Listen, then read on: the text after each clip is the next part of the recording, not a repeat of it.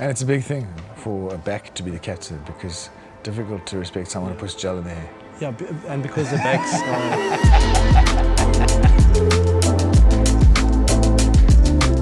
The essence of being given the white armband of captaincy is a duty. It's a responsibility, it's a job, it's not a reward.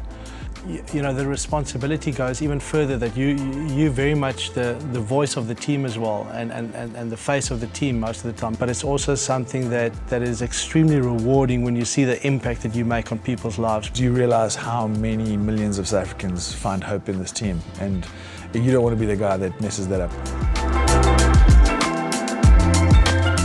Everybody is different. If you don't understand all those individuals and what makes them tick, you never get the best out of them.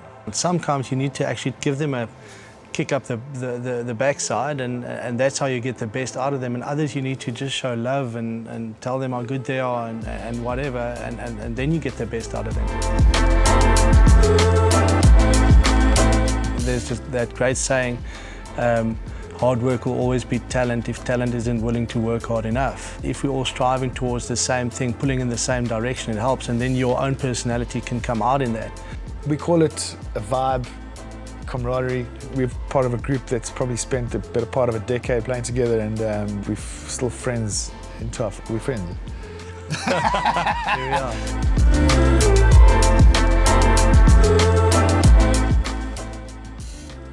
Someone close. I mean, I can't really think of a Look, the reality is I played a lot of rugby under John being the captain. I certainly learned a lot from him, and I just hate complimenting him.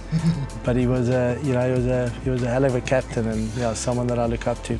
The start of my ability to captain even half decently came from my parents and how I was brought up and watching them lead their family. I think I also was fortunate enough to learn from a lot of captains, and good and bad. I mean, there are things that I would have done that he would never adopt in his style. And Your diet.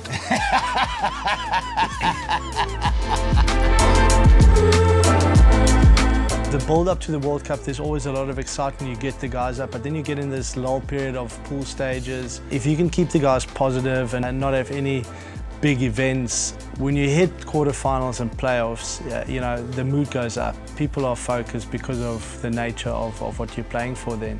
the simple answer for that question is to mix it up, is to not allow players to get bored. And if you're just doing the same thing every week, every day, it gets boring. So 8 weeks on a trip like this, mix it up. Can I say who didn't make a big I was captain when Siya Kolisi made his debut for South Africa, and I think what he has achieved, not only in the team context but as an individual as well, as captain of the Springbok, is a fascinating and truly inspirational human being. When I think of Siya, I think of one word: he's just authentic. Really never wasted an opportunity when it came to the pathway that he was given, because he was at a stage wondering where he was going to get his next meal. He's made a massive difference to his community, to the country, and he continues to service people around him.